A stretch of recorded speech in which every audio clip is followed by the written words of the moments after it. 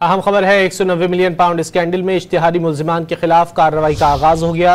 वजारत दाखिला ने 4 इश्तिहारी मुल्जिमान मलिक रियाज, अली रियाज, शहजाद अकबर और फराह शहजादी के पासपोर्ट ब्लॉक कर दिए। मजीद जानेंगे डॉन न्यूज के नुमाइंदे अब्दुल्ला मोहम्मद से। अब्दुल्ला, क्या तफसीलात हैं? जी बिल्कुल, डॉन न्यूज को कुछ अहम दस्तावेजात तक रसाई हुई है जिसमें 190 मिलियन पाउंड स्कैंडल में इश्तिहारी मुल्जिमान के खिलाफ कार्रवाई के आगाज के हवाले से है।